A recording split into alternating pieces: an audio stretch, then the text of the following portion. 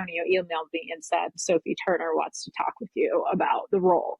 And I was like, you're not going to pay me. You're not going to get a therapist for me. You're not going to get my consent, but you want me to give all my trauma to this girl? Like, no.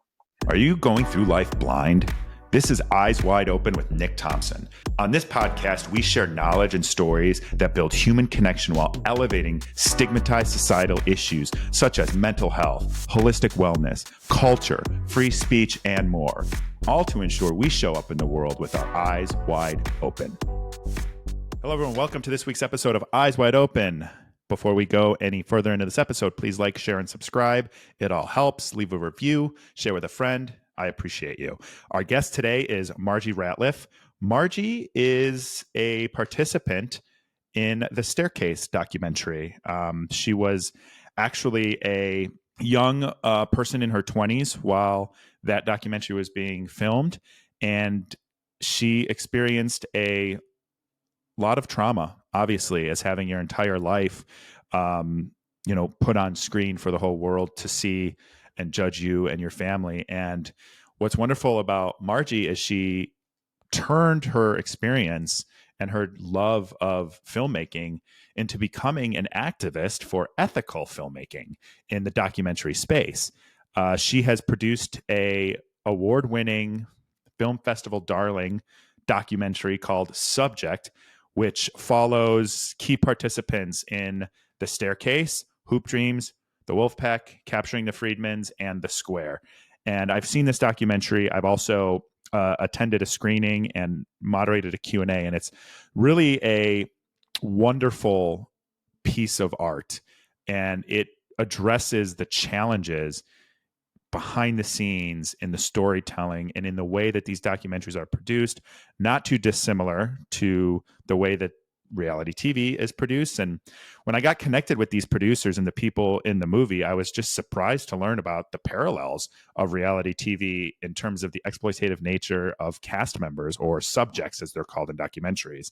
So it covers the good, the bad, and the complicated impacts of sharing your life on screen. And I wanted to talk to Margie about her experience on The Staircase and, of course, Subject, which is now available streaming pretty much anywhere you get your streaming products from. What's great about Subject is the producers worked collaboratively with the cast, or with the subjects of the movie, the participants, in order to optimize and make sure that they were doing everything to the best of their ability to make sure that people were taken care of before filming, during filming, and now after filming. Lastly, I highly suggest you enjoy this podcast. If you haven't already, go watch Subject.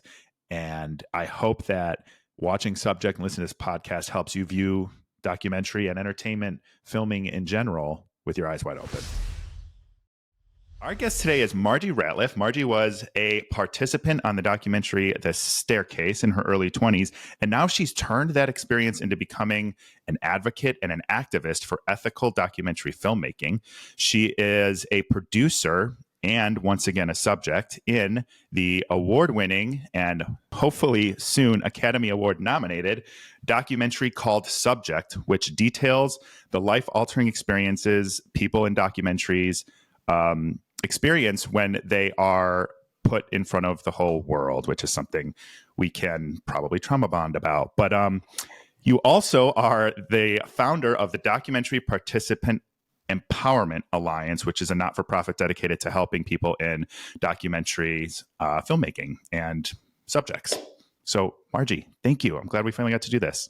Yeah, thank you so much for having me. I feel like there's so much alignment with what both of us do. It really is. It was kind of alarming, isn't the right word, but it was kind of like crazy to watch Subject, which thank you and the crew, you guys sent me an advance copy over the summer. But just to watch this whole thing and see the parallels, it's like you would never know. I never in a million years would have suggested or thought that documentaries had so many parallels. I do know that like they have kind of like a story sometimes that they're trying to tell, but I'm fitting things into that. But just the level of similarity and parallels is really like, whoa. Yeah, it's hard these days to tell between a reality show and a documentary. People really have, I mean, I've been called a reality star. And where I said, The Staircase? That's not really a reality show, but okay. Well, that's what's so interesting about it too, because people do, not everybody, a lot of people have woken up to the fact that these are still all edited and there's a storyline that's determined. And the weird thing, though, is there are still people that think reality TV is just a camera crew following you around. And it's just not like that. It's impossible. Just look at the sets. Like, all you have to do is look at the sets and the costume changes. That's not real life. Yeah, right. And the interviews and stuff like that. It's so bizarre. But before we get into all that, my favorite question to ask people, and I have to ask you, because I would imagine when you were a young person, you were not expecting that you would be a documentary producer and advocate for change in the industry. So when you were a young person, what did you want to be when you were growing up? How did that change and lead you to where you are now? That's a fun question. We did And a whole I mean, podcast on that. yeah, of like, what did you want to be? Well, I mean, I have ADHD. So as a young kid, I wanted to be everything, something different every day. But by the time that I got to like late high school, I was really interested in uh, making movies and also urban planning. So yeah, urban planning. I had visited Hong Kong and I was just fascinated by the way the city was made up. And I knew that I wanted to, and I filmed the whole thing. And I had been filming for a really long time, but I always thought of myself as like a fiction filmmaker. So I was at university when the Staircase crew came, and I was so much more interested in um, like making fictional stories and putting my friends in front of the camera and doing silly things, those kinds of 90s adorable filmmaking. But then being around the film crew for the Staircase, I started to realize the power and the beauty in documentary films. And then in college, a lot of the opportunities to film in New Orleans were actually like filming weddings and filming parades and filming real time things that were happening. And then by the time I got to graduate school, I ended up going to Columbia College because of Hurricane Katrina, which was its whole other thing. Ah, I remember that. Yeah, because I was at Tulane in New Orleans, and then Katrina hit my senior year. And so I relocated to Chicago. And Columbia College has this wonderful, or they did at the time, the Doc Center, the Documentary Center. And I watched Capturing the Friedmans, I watched Hoop Dreams, I watched all these documentaries and fell in love with documentary. And that's why I ended up, on that track for the rest of my life until now. We'll see what Right. happens. We have so many weird parallels because I was a filmmaker when I was younger. I was supposed to go to Columbia College and I went there for orientation and I got this gut feeling that it wasn't where I was supposed to be. And Hmm. so I went home and I was like, I actually don't think I want to start there next week. I think I'm going to go to community college and kind of figure this out. So I went to Harper College, if you know the area outside of Chicago. I went there and actually made an independent study to make a feature film. So that was kind of like me, because the feeling I got when I went to Columbia is like, these people are going to tell me how to make movies, and I just want to make movies and I want to learn on my own. And that's kind of how I am. Like I fidget with it. But anyway, so weird. Such a small little universe that has brought us together in these very parallel lives. Yeah, I can see with the Columbia's undergrad too at that time. It was definitely, you didn't get to make a ton of, now it's a little different, but you didn't get to make a ton of your own films. And the graduate program, it was just like short film after short film after short film. I have such a crazy portfolio of my own films. And they allowed us to get really messy, which the undergrad, it was a lot more structured. Yeah. Yeah. Well, and this was before like digital was really feasible the way that it is now. I remember like my first camera was the Panasonic. What was it? I can't even remember, but it was like mini DV. So even those were expensive. And then when Mhm. I finally got another camera and it went to the P2 cards, I think they were Panasonic P2 cards, and it was just like hundreds of dollars to be buying all these SD cards. So it was a very expensive thing to do that over time has become much more attainable to most people. Yeah, I agree. I think when you have to cut on film, that's a whole other conversation. It's just about the art of filmmaking. Yeah. Yeah. So Subject is a documentary I've seen, well, almost 2 complete times. The second time I moderated that Q&A, so I left a little bit beforehand.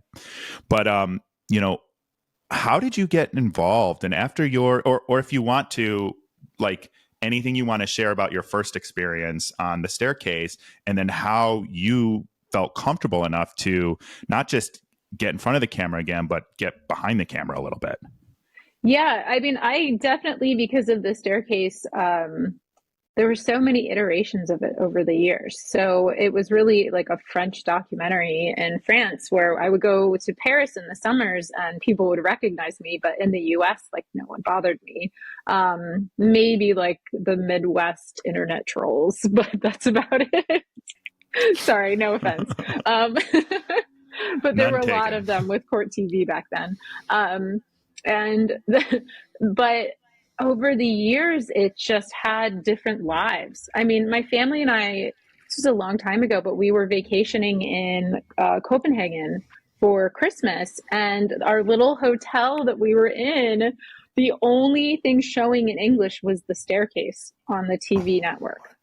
So and it was so messed up because my brother and sister were in my brother's hotel room. We didn't turn on the TV, but they turned on the TV, and we had kind of been partying. It's like holidays, and we had no parents at the time. Our dad was in prison and our mom had passed away. And so we were like these, young 20s party kids. Oh, yeah. And you're in Copenhagen. They actually know how to party out there, too. Exactly. And I went to school in New Orleans, so like I was the ringleader, of course. And so then, they're like watching the TV going, this looks so familiar. And no one had seen the staircase except for me at all at that point. And so my brother and sister were like, God, doesn't that look like our Uncle Bill? And then all of a sudden it hit them that was them, and it was the staircase. My gosh. And it just got like wild, because every time we would leave our our rooms and see someone in the hallway, they just stared at us like, because maybe if you see one of us out in the world, you might be like, oh, that's weird, they look familiar. But when you see all of us together, it's like, oh my God. So that was kind of the beginning of a long journey into that space with the public. So when I met Camilla Hall and Jen Teixeira, who are our co-directors of Subject, I didn't want to be in another documentary. I was working in the film industry in LA, but I really didn't want to. And I met Camilla, and she told me about her idea for Subject. And I said, oh, well, I could definitely consult on that. I don't want to be in it, but I'd be happy to help you out. And then I told her about how Netflix was about to release The Staircase in over 200 countries in a couple days. What was that? Was 2018, 2019, right? Yeah, it was 2018, I think. I remember, I'm sorry to say this now, but I remember I was excited to watch it. And I thought it was new at first, but it was just a couple extra episodes, I believe. But then all of a sudden, your little regional stories that was in pockets is global, because Netflix is global. Yeah. I was recently in Paris, and a sales associate came up to me at a jeans store and said, "Ton père est Michael Peterson?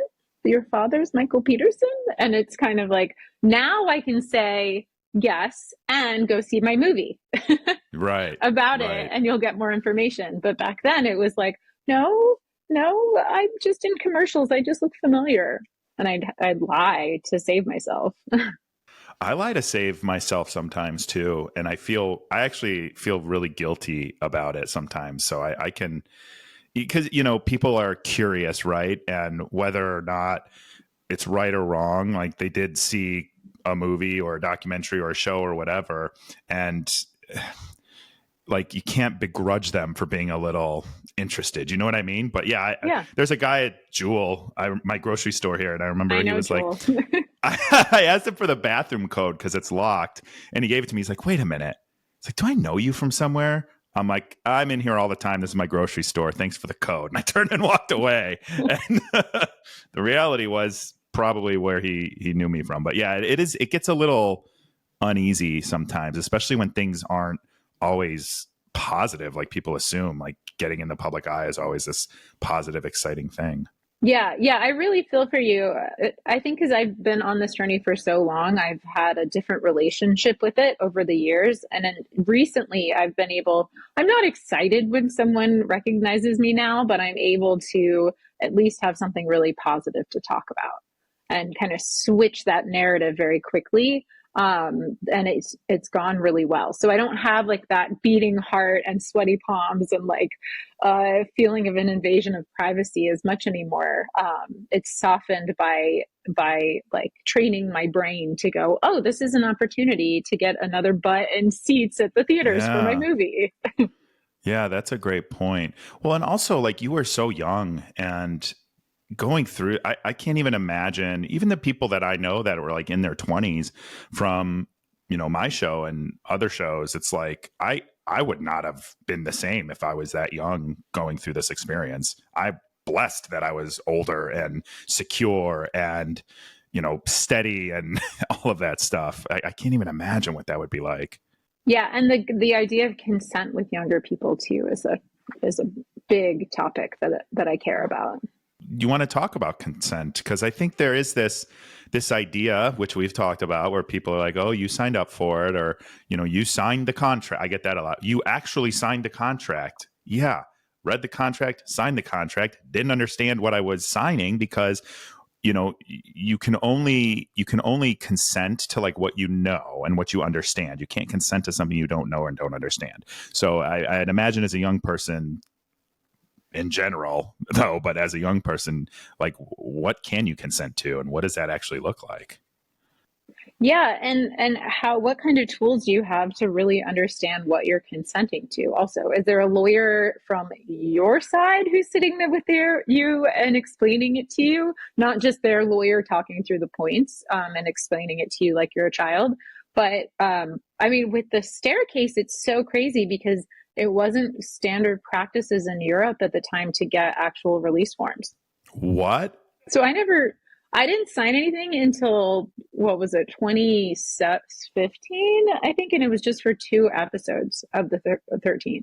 What? Yeah, my family, maybe my dad signed something, but none of us did. Wow. Yeah. That's So when people are like, well, you crazy. signed up for it, and I say, no, I actually didn't. But it's Wow. this idea of implied consent that they could have said no at any point. And it starts when I explain this in Q&As, when I start to explain like, oh, like she could have said no at any point, and she was so young, but she wanted it. It's you start to get that creepy feeling of like, are we talking about sex? Like Yes. this consent thing gets real creepy real quickly when, and it's easy for people to identify it when you talk about sex these days, but not about documentaries. But like it's the same kind of consent. I agree. And I actually said, I think it was earlier this week in a podcast, I said, this is the equivalent of saying, well, she was asking for it because she was wearing a short skirt. Do you know what? Like, it is, the parallels are so obvious when you do break it down like that. And when you give consent to be recorded or consent to be, there's like consent to record a Zoom call. You know what I mean? It's like if you're in a meeting for work and there's someone's like, I want to record this, you have to click an OK button to say that I consent to being recorded here. It's illegal in most states to record a phone call without consent. It's like it's just crazy that when it comes to documentary filmmaking or even like filmmaking or reality TV, it just doesn't hold the same type of definition and standards. In fact, there's a sign when I was walking the dog earlier down my street, a whole bunch of signs up saying we're going to be filming a commercial here during these days. If you happen to walk by here, you're consenting yourself to be, there. And it's like, well, what? Like, how is that possible? I just, it's crazy, but Yeah. It's so hard. And then when you think about someone in prison, Jesse Friedman's case that we follow in Subject, um, how can you possibly get true, honest consent? Acknowledged consent from someone who has everything to lose. Hmm. That's a great point. And how do you suspect we like tackle that? Maybe and obviously there's about 50 different forms of consent we've talked about in 2 minutes, but from like your experience in the documentary side of things, what would you like to see consent look like? Well, I think we need to strip all release forms from in perpetuity in the universe forever and ever. I think those words need to be taken out, especially with technology, because we see with the SAG after strikes where they're talking about AI, and that would, I mean, I'm still so terrified. I'm not protected as a participant on either subject or the staircase from someone taking my image, the filmmakers or someone in the world taking my image and making the staircase 2 or subject 2 out of it, with me as AI. Please don't do that, universe. I'm not putting that out into the I world. know. I think about that too. And I see all these deep fakes and stuff on the internet. And honestly, most of the ones I see are hilarious. And it's so obvious that they're fake, but that's right now. It's obvious that they're fake, right? What's it going to be like shortly? And I think about that too, where I'm like, wow, they could actually just, because I'm in the same boat. Like if Netflix or Kinetic or something wanted to create a new season from my season or after shows, or wanted to, maybe do something to make me look like an asshole, like they could do that. And I don't have any recourse because you just don't even own your likeness anymore. Yeah. I mean, so many people, when you go to a party, oftentimes you have to give away your, likeness for any photos that are taken. So I think with the DPEA, the Documentary Participants Empowerment Alliance, one thing I really care about is having lawyers who are there who understand the participant experience and the participant needs and are there to advocate. So, of course, if you're making a documentary about a famous pop singer, they already have their lawyers, and they're probably going to get paid to be in that documentary. But for Well, and they're just probably bigger than the documentary will ever be. So like the documentary isn't going to paint them in a light that they could come out and go against, right? Because they've already got the platform. And that's where I think is so important, especially when it comes down to the consent pieces, like when we did Love is Blind, and we did After the Altar, which is a year later. It's like 3-episode follow-up, Where Are They Now kind of thing. We were treated so much better then. But why? Because we all had platforms. So it's like it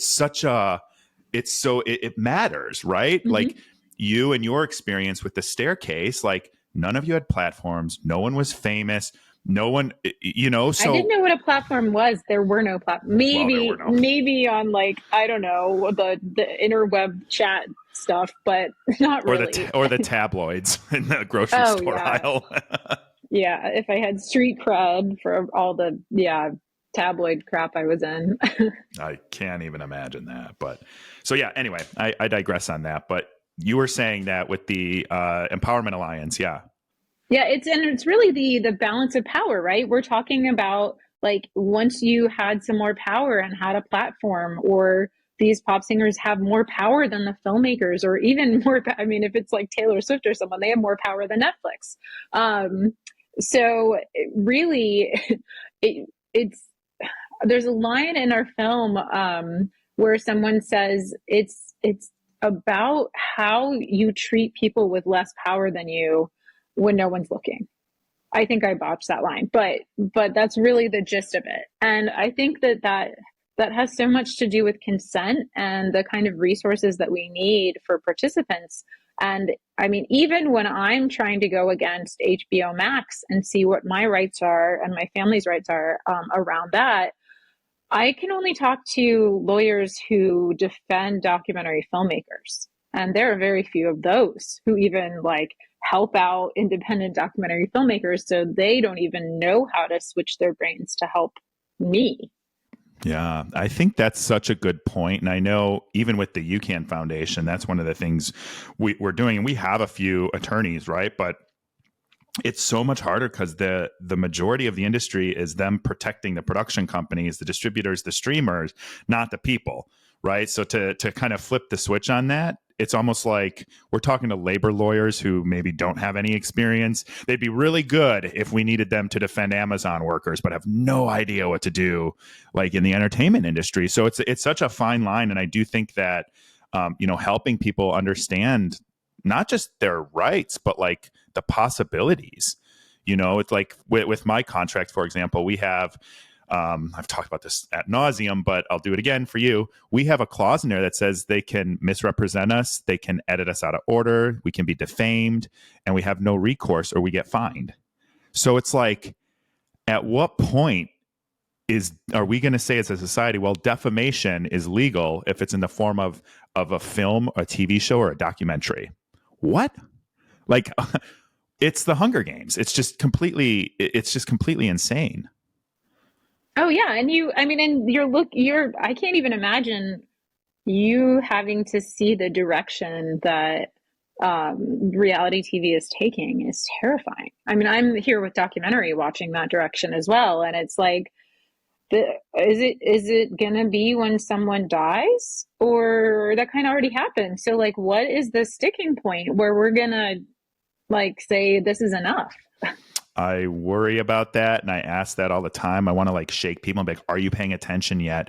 Love is Blind season 5. There's a lawsuit right now of someone who's claiming false imprisonment and sexual assault because she told him she didn't feel safe with her fiance. They made her stay in a hotel room with him, and they come out and just deny it and victim blame. And it's like, are you guys paying attention yet? There's someone from, I believe it was Married at First Sight a few months ago that died by suicide. And it's just like, we just keep chugging along. And where's the line? When are we going to start viewing people that we see on TV as human beings? Yeah, and it's easy to just go like, I've heard often, one of the streamers are like the Death Star, and they take all this gravitational pull from everything else. But there are human beings who work on those teams that I've talked to. And there's a lot of people who are feeling this right now and who watch Subject and go, I just don't know, I don't have any power to change it.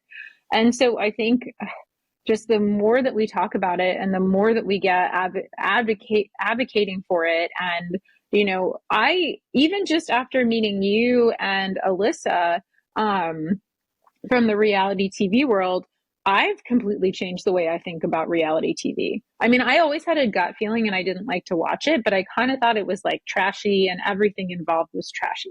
Just like a ick feeling because of the ethics, but also just like, ugh, that world is gross. But actually meeting you guys, I'm like, wait, no, there's real amazing people who want to make changes in their lives and their worlds. And they're just being like horribly treated. Yeah. That's such a great point. And obviously, I know Alyssa too from Married at First Sight in Australia. I had her as a guest on this show. The realization that I had with this whole thing from reality TV, and now I'm obviously feeling this way about documentaries too.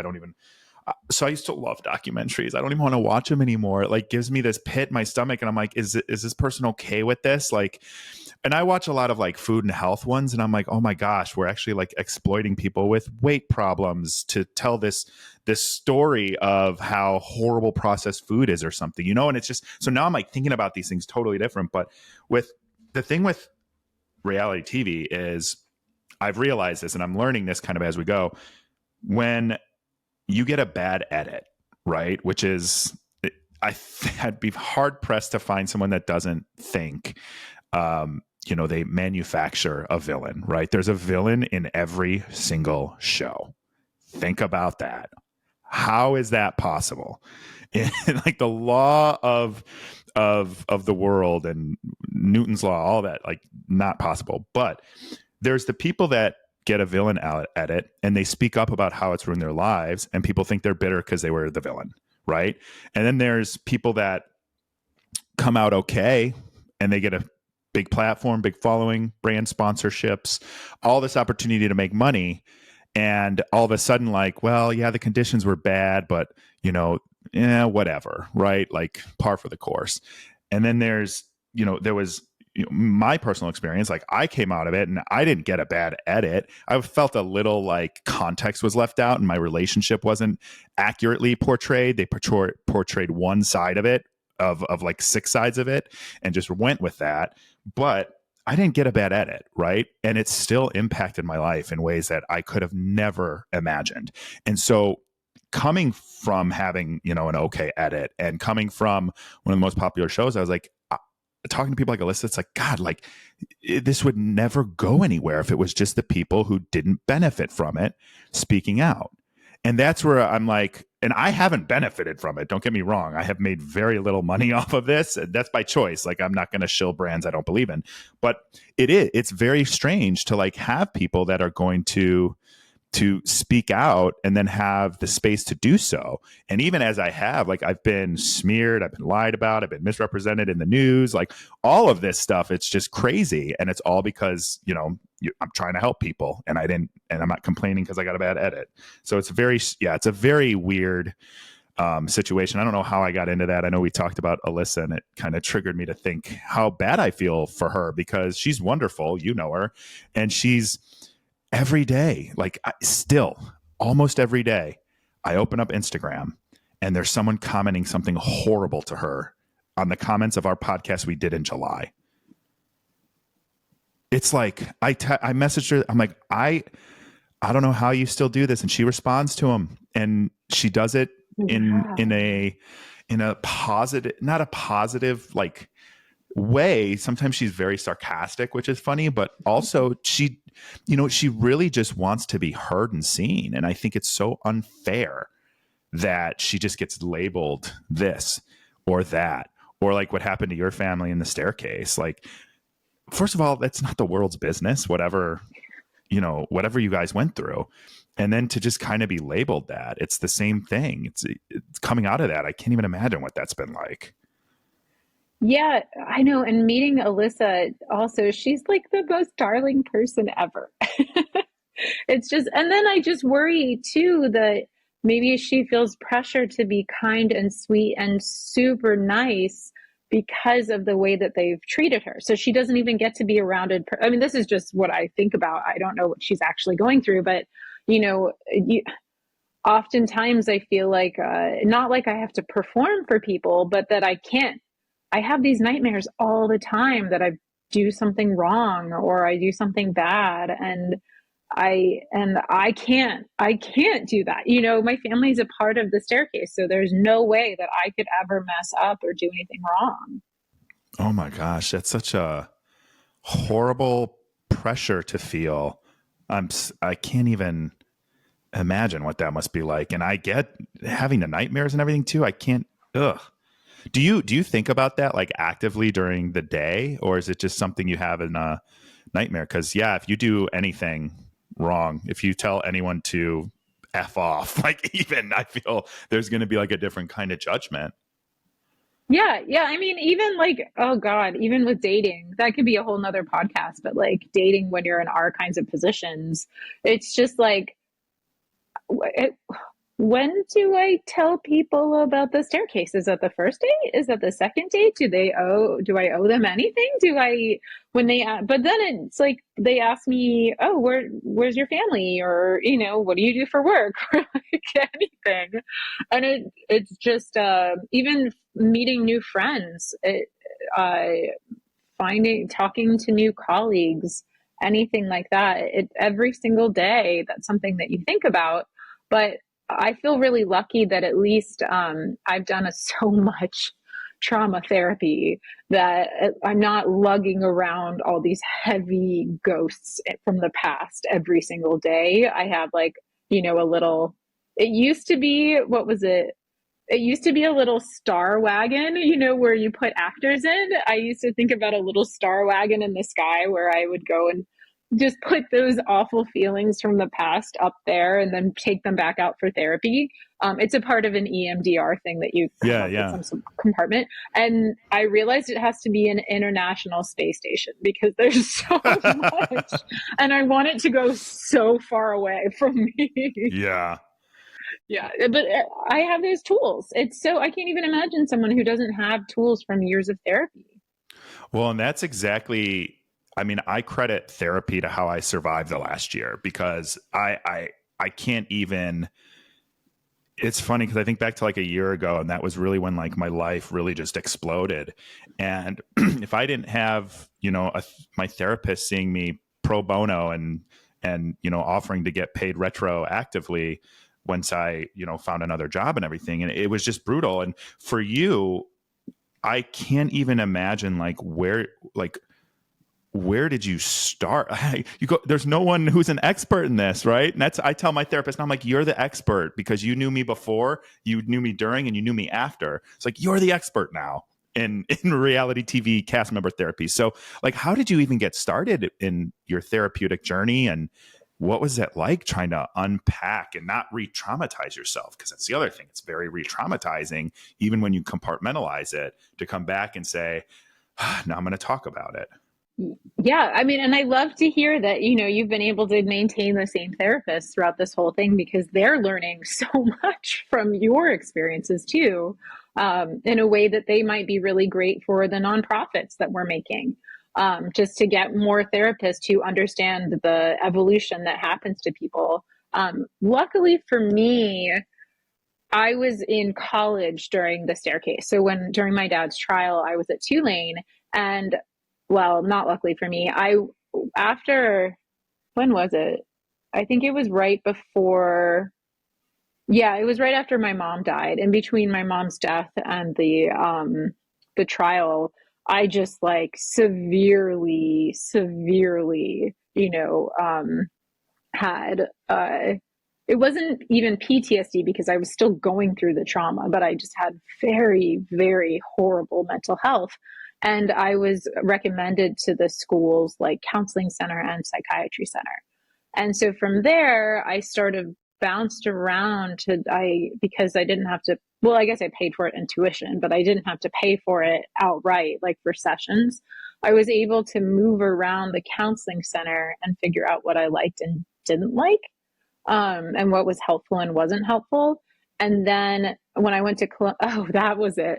When I went to Columbia College for my last semester of undergrad, someone went around to all of us Katrina kids, kids who had been in university when Hurricane Katrina hit and relocated to other schools. They came around to all of us and said, hey, we will give you free like therapy sessions for counseling. And I went into the counselor and she was like, oh, Hurricane Katrina. Oh, is everybody okay? And I said, okay, yeah, I need to talk to you about other stuff. Yeah, you're probably like, yeah, that's actually the least of my trauma right now. Like whatever, been displaced, I'm fine. But whew. Yeah, like that's not, I mean, no, it was awful, but I was safe. My family was all safe, but I just said I have other things. And right. And so then I was able to maintain that the whole time I lived in Chicago for graduate school.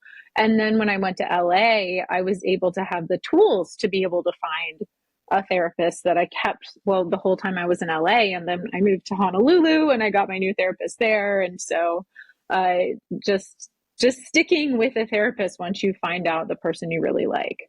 Yeah. And I think too, just I kind of, we won't get into this too much. I think people give it a shot when they're finally ready to take that leap, whether they've been through a traumatic experience or they just want to, get different perspective on how they can improve their lives, all of that stuff. It isn't easy. I got so lucky that the first one I found, I really liked. Wow. It is unheard of for that to happen. But it's just, that's the thing, right? Is like, sometimes it does take a few times and depending specifically on what you're going to work on. And there's, tools that are available that people could tell us and maybe they would, maybe they wouldn't work given, the situations that we've been through, but it isn't easy. And then to have someone that was honestly like sticking with me, like encouraging me and all of that it was a blessing, because I just don't know how I would have done it otherwise. I think it's important for people who have gone through therapy and found, I mean, you're so lucky, oh my God, to find like It's a first miracle. one out the It's like gate. the first time something went right for me out of the gate. So And mental health is top. So that's congratulations.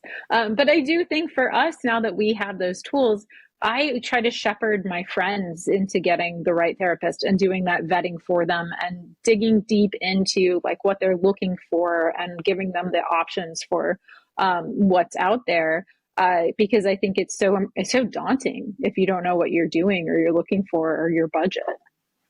well, and I think people too, like they have to, there's obviously different types of approaches to therapy, right? Different theories people apply. And I think that's a huge part of it too. But what's so hard for people, I think, is to grasp that like 90% of therapy is what you do outside of that session, right? And I don't know if that's an actual number or if I just say that, but it's like not someone giving you necessarily advice or telling you what to do. It really is being like, when you feel like this, or when you have these thoughts, try this, exercise or this tool. And that's really what I think people, struggle kind of circling around as they decide to start their therapy journey.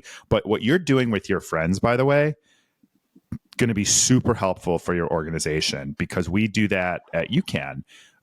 We're actually putting together, I think we have, we argue about the numbers now, hundreds, we'll say, of people that have signed up to UCAN to be in our therapist network. And what we're trying to do is kind of do like the goal is almost to take like a Tinder like approach, where it's like, okay, you were on this show, you're looking for this, you have this history, blah, blah, blah. Here's like 5 that we think would be good for you to work with and choose. So like, here's the key reasons why. Yeah, like narrowing it down and give them a call and see if it works out. Yeah. Yeah, because otherwise it's daunting. It's just so daunting. Yeah, all those resources. I mean, we talked about lawyers and mental health facilitators. Wait, can I ask you a question? Of course, yeah. What about like your peer to peer? How powerful is that when you guys get together and you're able to talk it through? So it's kind of like a little bit like I was saying before, like there's some people that just kind of like live with it, right? Because they benefited in certain ways from it. And then it's really when I talk to, so I do outreach and talk to most of the cast members that want to come out to the UCAN Foundation or need support or something. And I think the reason is because even if it's the same show or a different show, they know that like I've been through it. And so there's like that, I always say trauma bonding. I think I use that term too much, but there is like an understanding that even like Jeremy, who's on the foundation, like he was there for a few days, but he didn't go through 7 weeks of it, right? He didn't go through the internet hate. He didn't go through, getting married in the public eye, all of those. So I think there's like an element of it that I get to have a lot of those conversations, for better or worse. And I think there's like a level of empathy and understanding that we have that's really helpful and therapeutic for them. And honestly, for me, because, I was going to ask you this, and maybe this is a good segue.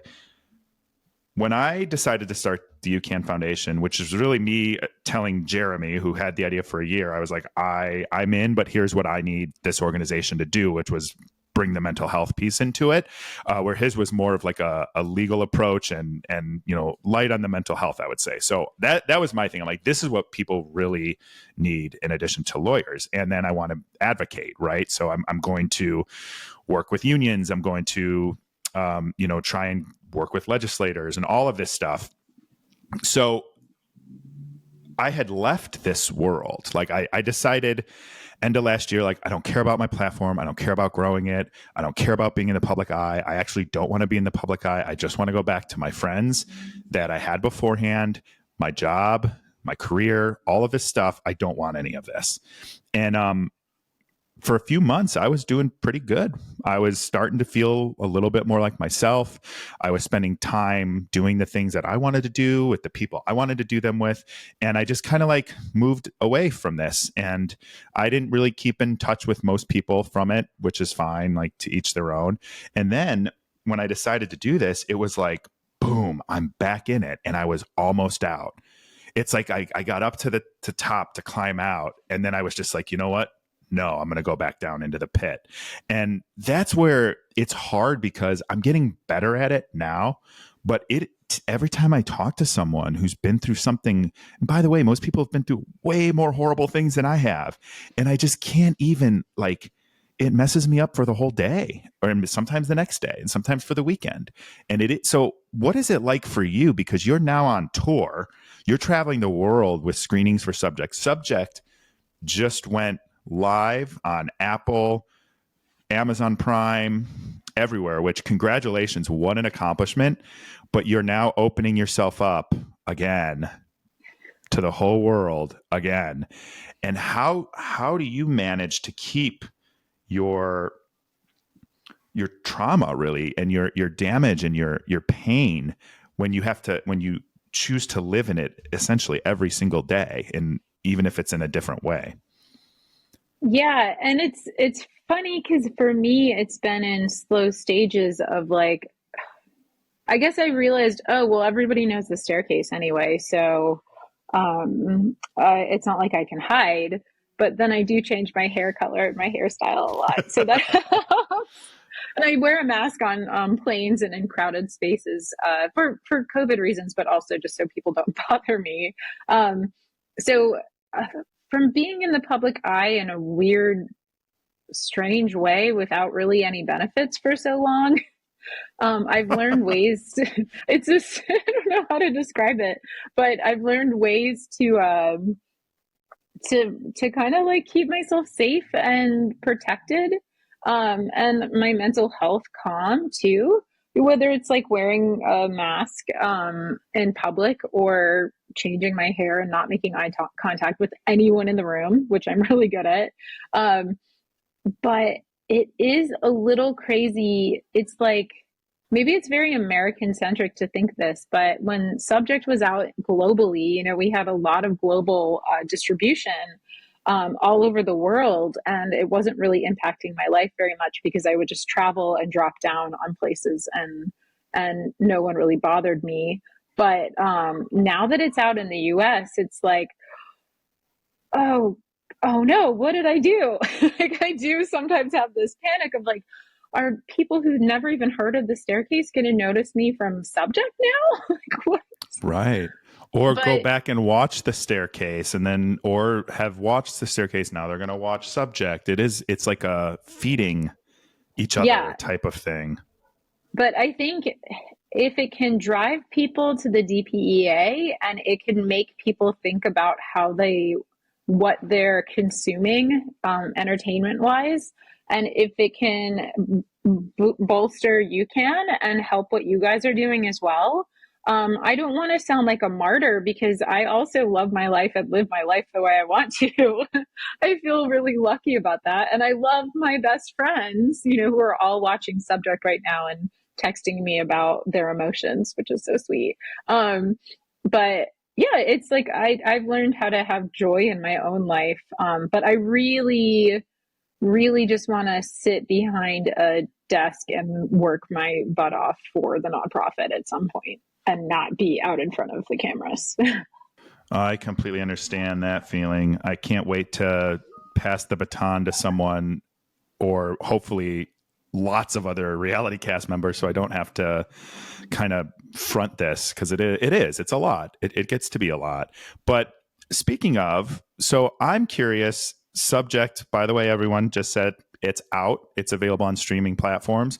You're traveling the world doing screenings. Have you scheduled? I know we did one that I moderated the Q&A after here in Chicago. Did you guys get another one for Chicago scheduled? I know you were looking at that. We're going to do one in the spring. So we're going to partner with Columbia College in the spring. Right now there's a lot of stuff going on campus. God. I saw it on the news the other day too. They're going through so it it's still there. going on. Yeah, exactly. Yeah. And they also have like their thesis screenings and stuff like that going on. So we decided like, oh, I think it'll be better in the spring to revisit it and do. And we're partnered with Canopy, which is a platform that's in universities. And if you have a library card, you can watch our film for free, which is so exciting. And so with Canopy, we're hoping to do a lot of different tours with educational. So we'll be back in Chicago in the spring showing Subject. Can't wait. Can't wait. So how did you get involved in Subject? I know you said you met Camilla and then she came to you. Walk me through that. How did you, because I actually met, for the audience, I met Camilla through someone she worked with named Chris, who was a cameraman on my season of Love is Blind. So that's, that's the almost 6 degrees of separation we have. So I heard from Camilla a lot of the ethical practices that were put in place for Subjects. So I'm sure there was a whole process for you to, get involved as a producer, but also then decide to step in front of the camera and retell your story or retell your experience. I really, really didn't want to be in front of the camera again. I had spent like my whole career trying to be behind the camera as a director and a producer.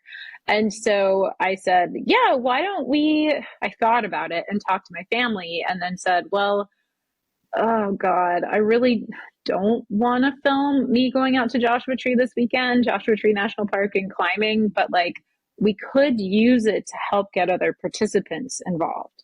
And that I care about. So it wouldn't go in the final film and I wouldn't be in the film. But so I was able to put like boundaries around it. And Jen and Camilla, were right there with me. They said, oh God, of course we understand. Yeah, let's do that. And so the three of us were just like learning our own boundaries with each other and with what we were doing.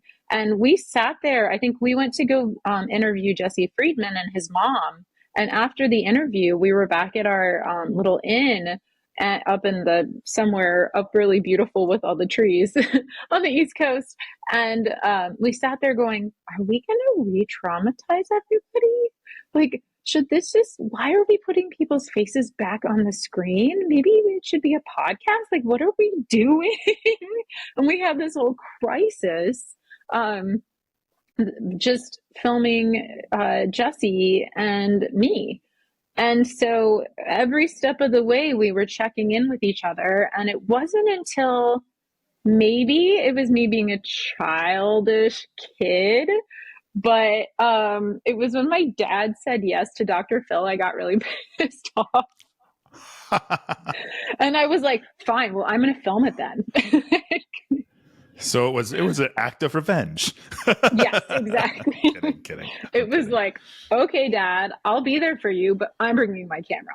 So I worked it out with the producers that we could be in the green room filming. And so at that point I was like, oh, okay. And then the HBO Max series came out and we also only had men. What was that? Was like a year ago or was that longer?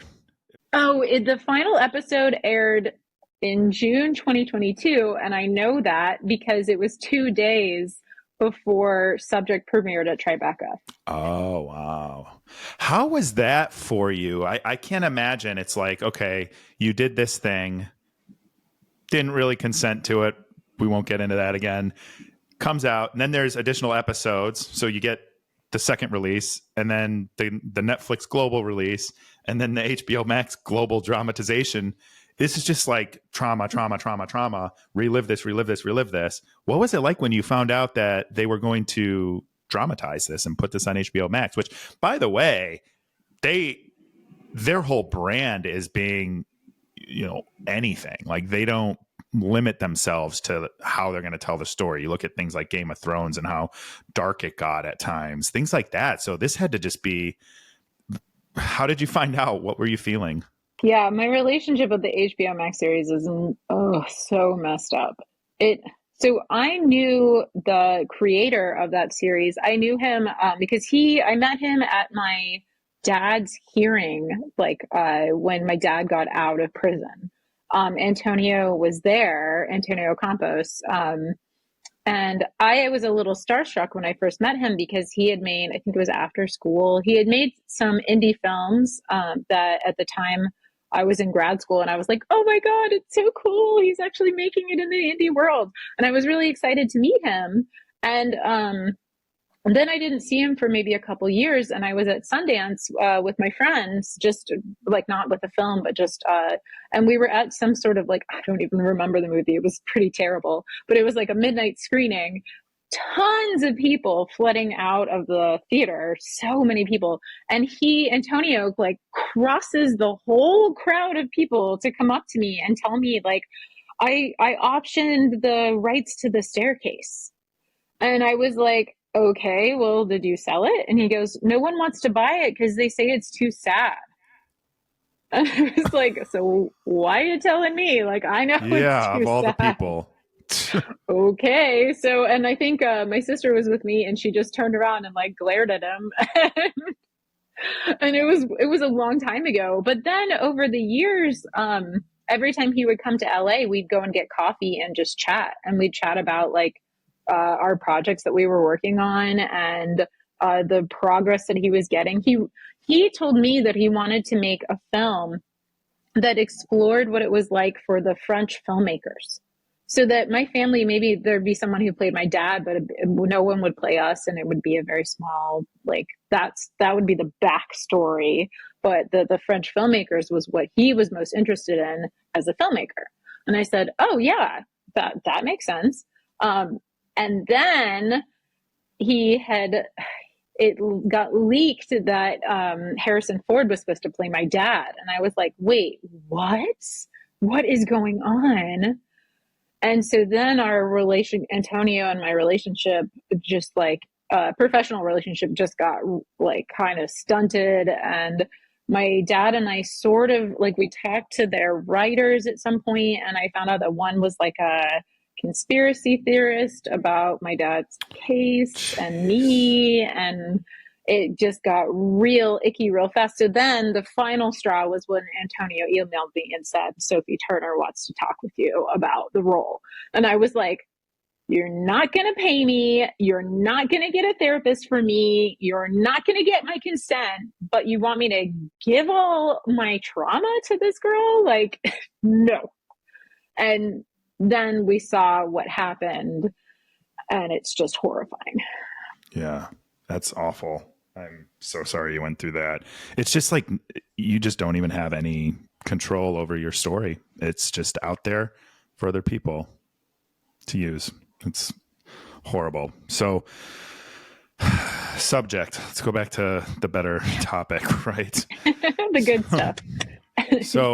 So you ended up filming as your dad went on Dr. Phil, and then you became a producer, and now you're out there advocating. You started not for profit. This sounds to me like it wasn't in your plans. So what? Yeah, like how did you continue to protect your peace, but also get more and more involved and become this activist? I say for advocating for change in this industry.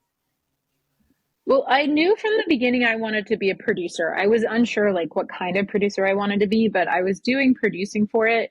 But once I realized that we were going to be in the film, I stepped back from producing with the other people. I wanted to fully be a participant and go through that experience. And it wasn't until kind of like the end, finishing the film and post-production, where I decided like, oh, okay, I'm going to go for this. But I started to realize pretty quickly that if one of us participants wasn't at the screening, it was almost like it was hard for people to really believe it or like hit home, because we were still two-dimensional people on the screen. And when you see one of us alive in person with a full round head that goes all the way around and our voices are older and different, and that we have joy on our faces instead of, sorrow and pain, that's when the real change in the audience starts to happen. So once I started realizing that, and also getting to know our other participants, like Papa Bear Arthur from Hoop Dreams says, like, oh, if someone asks you an inappropriate question in a Q&A, I'm going to take the microphone from their hands.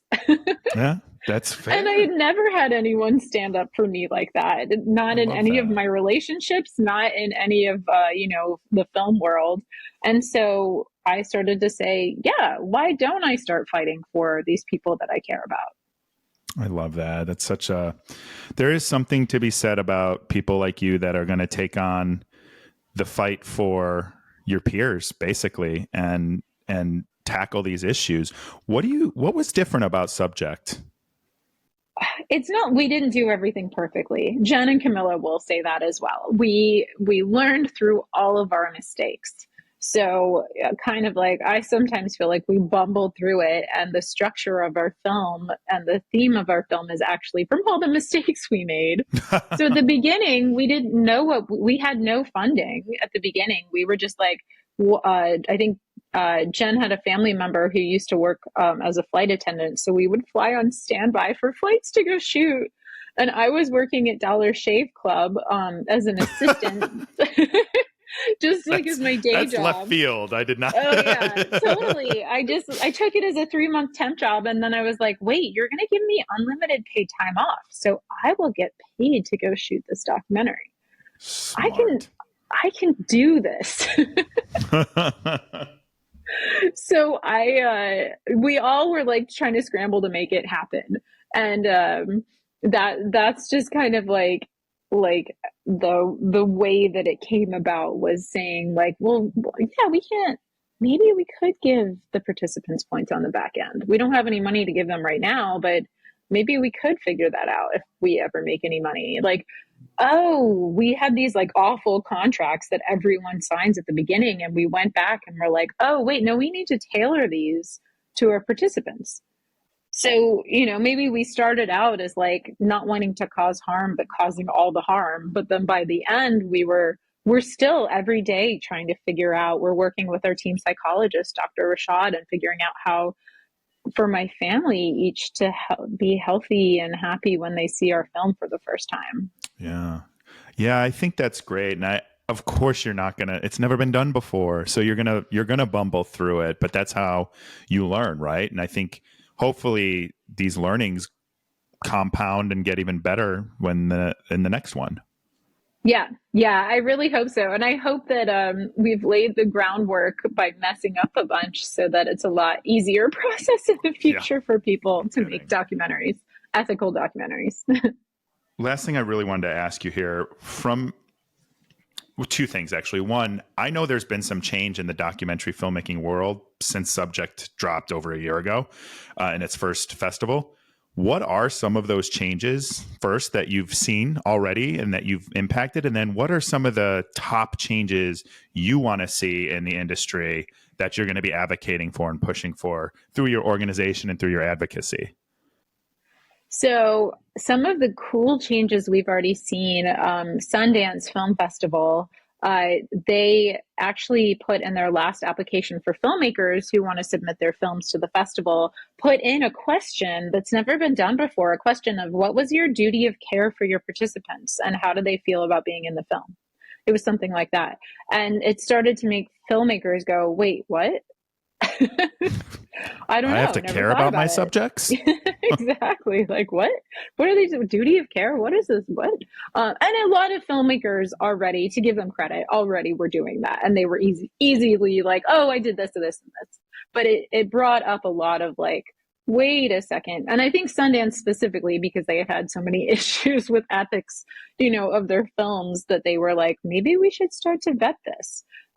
There's also been talks when we did our UK tour. Netflix briefly tried to talk internally about compensation and what that would look like. And I know actually a lot of European streamers are talking about what is this compensation thing that is getting out of control, and who are we compensating and why? And like, if it's true crime, now we're compensating, but we didn't compensate back then. And like, so obviously in America, especially, money is what they're going to gravitate towards. And it's always the first question in Q&As is about compensation. It's never about mental health, sadly. That's what I'm interested in, is moving more towards focusing on mental health, consent. And I want the DPEA to have a stamp at the end of films that says that a proper duty of care was followed for this film with its participants. Yes, that's exactly what we're working towards with UCAN, as a little badge to say, hey, you've met our criteria to be an ethical reality TV production. Don't know when we're going to be able to put that on any episodes, but here's the thing. It's like these things are possible, and I think it's cheap and easy to do things the way we want to do, right? And the drama in both genres, the documentaries. I remember like the first time I kind of was like, I started questioning things. I think I started this before. It was Making a Murderer. And I felt kind of like I wasn't allowed to think freely watching that. And that it seemed very much like it had an agenda. And I didn't watch the second season, which I heard was like clearly an agenda on that one. But that was really when I started questioning like documentaries and what's going on. And then of course now I'm like, I can't even watch them anymore. But one of the great things that I think you guys are doing with Subject now is you're making a push to the Academy for possible. So this is my last question. I guess I had 3 because the other one was a 2-parter. So first of all, that's amazing. Congratulations. Second of all, what's your hope? When do you find out? And how do you feel you can fare? Because you're going against the industry that, essentially most of those films nominated would probably, not benefit from the changes that you're pushing for. So what's your thought process? What's your focus? And how do you think you can make this happen? I mean, I have to stop sometimes and pinch myself because this is my first feature film that I've produced and we're Oscar qualified, which is like crazy to me and so exciting. And just thank you to get this far. I feel so freaking lucky. And for us, it's always been about like the more hearts and minds we can change and not change, but like open up. And the more that we can get the film out there. So obviously, it would be amazing to get even on the short list or a nomination. Anything like that would just be like, that means more people get to see the film. Also, we've been talking recently about like compensation for our participants on the back end and for our filmmakers. That would be really cool if we could at least pay off our financiers, because they always get paid first. But okay, so the stuff to look forward to and also bite your fingernails about is that, so the Oscars, the short list is announced. So it's the short list, I think, is 15 documentaries. And then from there, they decide the nominees. And then, it's the winner of the Oscars. And the short list, I think it comes out December. I know it comes out. I know when it is because I'm so anxious about it. Of course. It is December 21st. So that'll be that first list that comes out that then everybody votes from there. So fingers crossed for December 21st. We have a screening here I'm in San Francisco right now, and we have a screening at the Roxy tomorrow, Saturday, at 1:00, which is really good. It'll be our San Francisco premiere. And then we'll be screening in Salt Lake City next week and DC next week. So those will be kind of our final pushes in the theater before all the voting's done, and we'll see what happens. I think one of the things that's super cool about Subject is that it's one of those types. It's almost like it's born of itself, right? So there's like a meta. I don't know if meta is the right word, but there's sort of this like feel where it's like, oh, so this is like the real behind the scenes of documentary filmmaking, where you think you're seeing behind the scenes of someone's life when you watch a documentary. And now it's like, this is the reality of, and I think the appeal there goes from maybe something niche to something that's much more mainstream. And I think that's why if Subject catches fire, I think it has such mainstream appeal because it doesn't matter. Like, I grew up watching Hoop Dreams. Like, we watched that in my journalism class, and that was kind of like a geek out moment a little bit when I met you guys all a couple weeks ago. So, but it's so funny because I do think that if enough people can see this, we can get it in front of people, it can be very mainstream because we all watch documentaries or have. Oh yeah, I mean, in one of the main the main newspapers in the UK when we were over there, they put us in the style network and they said, "Go meta or go home." Was the tagline they used for us, and said, "Everyone go see Subject." Like, it's, I mean, a lot of people say, "Oh, it's only for the industry and only filmmakers could really appreciate it," and that is not true. We've had so many people in the audiences who say, "I'm a researcher," and we talk about this with our participants. We call them participants, and we talk about this all the time. Or, "I'm a doctor and I'm starting to feel like I need to have a different kind of relationship with my patients," and it's about power structures. I mean, everything that we say in Subject could probably be pretty easily translated into for work for UCAN as well. Oh, absolutely. And that's the big thing about what I think makes it so mainstream is everybody's watched documentaries.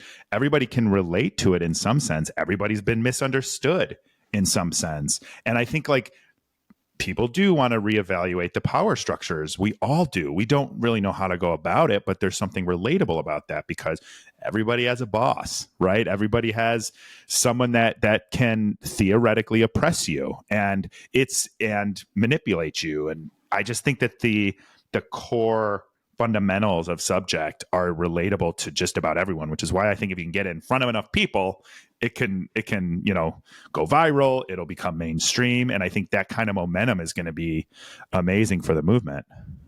I hope so. Thank you. Yeah. I genuinely do believe that, and I wouldn't be investing. I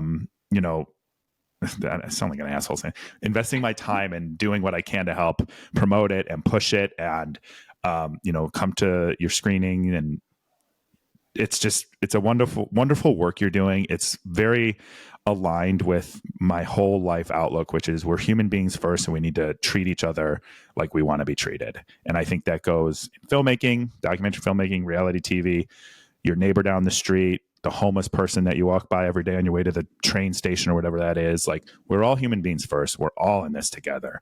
And we have to not allow capitalism and these predatory content methods and all of that just deteriorate the human rights and human element of who we are as people. Yeah, I agree. I mean, and even with the fall of democracy and all sorts of like the press being the free press being at risk as well. Those are things we have to really, we really have to be careful about, is like what really gets trampled is human rights. Yeah.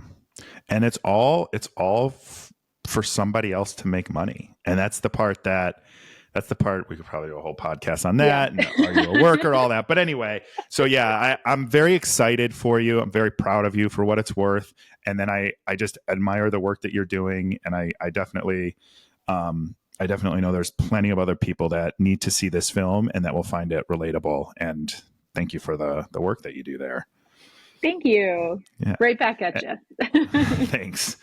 So yeah, I'll give you a chance. I know we had a couple questions that came up, but is there anything you want to ask me that's burning on your mind? I'm an open book for the most part. Yeah, for the most part, that's right. A good. Yeah. Just don't ask me if I'm dating. Then we'll. Oh God, I don't care. Do whatever. I don't have the energy. I don't even. Oh God. Yeah, actually, I'm so curious. I've been thinking about this of like how many similarities there are between UCAN and DPEA. And at some point, could you see, and this isn't like a proposition like let's do it, because I think that there are a lot of things to talk about, but could you see the DPEA and UCAN forming the way that SAG-AFTRA did? Well, it's funny you say that, because after meeting you in person, it's kind of the thing I thought about the most was, I was like, at what point are these two things the same thing? And I've been thinking about that. And I was going to talk to you about it at some point, I'm sure, once I learned a little bit more. But yeah, I do think that. And, it's interesting because I've had people from across the globe that have been, victims in reality TV wanting to do UCAN in Europe, wanting to do UCAN in Australia. And for us, it's like, it's a matter of bandwidth right now, and you're gonna find out, like, not-for-profits are not easy. You're gonna find that out. But yeah, I definitely think that. I think the more power in numbers is very important when you're getting change. And that's why, I don't know how it is exactly in documentary, but we have so many people that have come to UCAN, but they're scared to speak because of the contracts. And so, I'm doing my part there to open that up. But I think collectively, it is a similar issue. It's the entertainment industry taking away your right to consent, owning your likeness, mistreating you, and not treating you with the basic dignity we've decided as a society human beings should have. And I don't see that much of a difference other than the genre, which are also kind of close to each other. I know. And I think that what you just said would make a lot of documentary filmmakers squirm, honestly, because there's this idea that documentary is formed from journalism. And so there's a purity in the documentary that's not in reality. And I even, moving to LA during the first writer's strike, or the previous writer's strike, that's when reality really kicked off. I talk about that all the time. 2008. Yeah. Yep. 2008. Exactly. Yep. Yeah. And so I came out to LA after grad school doing, getting an MFA in documentary filmmaking, and everyone in LA said, "Oh, so you do reality TV?" And I talked to my friends who edited and did work and produced for reality TV at the time. And they were like, it's like the porn industry. Once you're in reality TV on the production side, no one will hire you for anything else. So I went and worked at talent agencies instead, and didn't go down the reality route. And I think that there's still this idea of that reality is like the stepchild of journalism, and the stepchild, like documentaries on the right track. But I'd like to pause and say, I think we're all in a big mess, and we all need to help each other get out of it. I totally agree. And I do think there's an element in concept. I think the looking at reality like the ugly-headed stepchild, or people, they say you're not talented if you're doing that, like you're not working, all of that stuff. And I think if you level up, right, you level up from the minutia of those. I get it. Like there's a elegance, whether that's 100% accurate or perception, but sometimes perception's reality, right? And so the stench, almost, I get it, but I think if you level up, like that's infighting you can do once you solve like the bigger issue, which is in the entertainment space, we are filming people in their normal everyday lives. We're manufacturing those things, and in some cases we're not treating people the right way. And just as we decided we weren't going to do child labor in this country, just as we decided we were going to have a 5-day, 40-hour work week, just as we decided that we were going to have overtime wage increases and all of that stuff, we have to make those types of decisions in the entertainment industry for those people who are outside of scripted television and movies. Yeah. And scripted is such a funny word, since there's often scripts you see written by in a documentary, and definitely scripts in reality as well. Yeah. Oh, they map out full storylines, and then they just put you in situations where it's going to be easier to manipulate you into that storyline. It's pretty wild.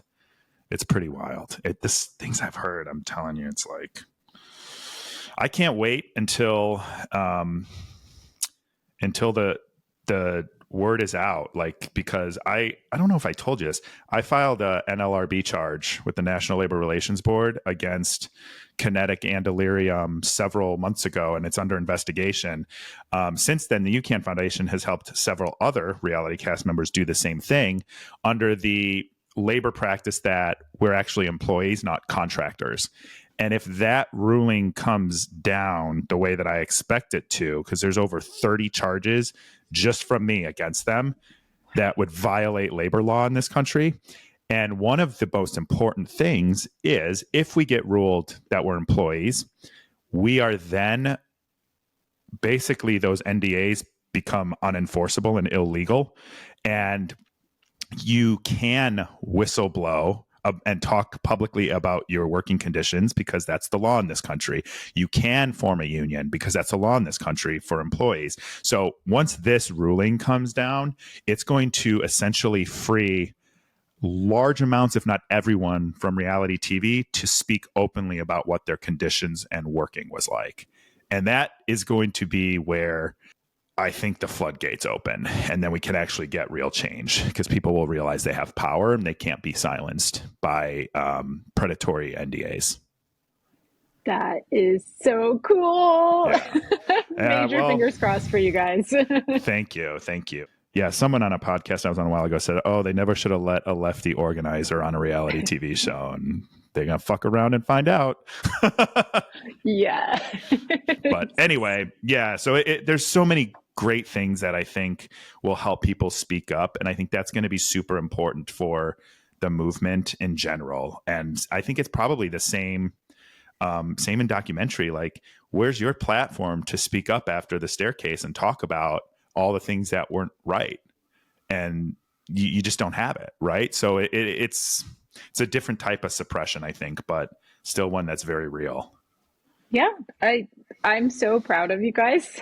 It's so cool. And you too. It's where someone's got to get this started, right? It doesn't start on its own, and it always comes from the ground up. So thank you for what you're doing. And thank you for coming on the show today. And for everyone who's listening, where can they find you? Where can they find Subject? And we'll make sure those links are in the show notes too. Oh, yeah. I mean, you can watch Subject. Thank you. Also, I want to say is it possible to be a fangirl, not for the show you were in, but for your labor work? You know, it's funny you say possible? that because I should have said this earlier when I was talking about being known for my relationship and getting asked that question. So now people, when they stop, not all of them, but a lot of them, like, I love what you're doing with the foundation. I love that you're fighting for people's mental health rights. I love that you're standing up to this, all that stuff. And I'm like, this is far more on brand for me as somebody who's been like politically active and somebody who works on campaigns and somebody who hosts events when it's election season, all of that stuff. And I'm like, yeah, this is much more on brand. I would much rather people say that than be like, I loved you on the show.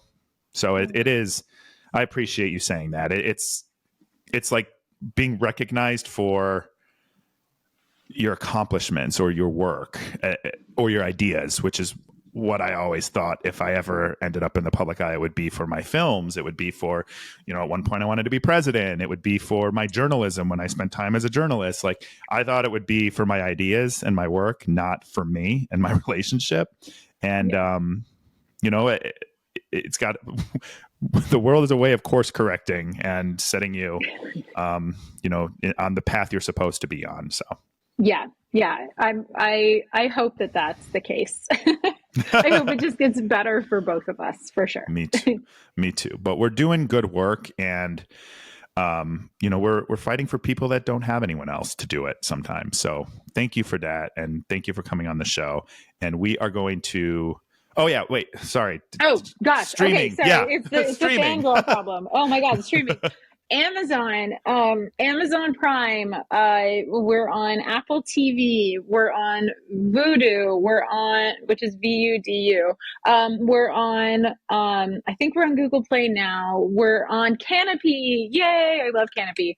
And we'll be in theaters in San Francisco this weekend. And then next week on the 13th of December in DC and Salt Lake City. So, and our Instagram handle is at Subject Documentary. So you can find everything. Oh, and subject.film is our website, and that'll link to the DPEA from there. Amazing. And those links are all in the show notes. So Margie, thank you so much for your time and your authenticity and sharing your story. I know it's not easy. So I'm grateful for you for doing that. Thank you. Thank you for giving me the ability to voice what we're up to.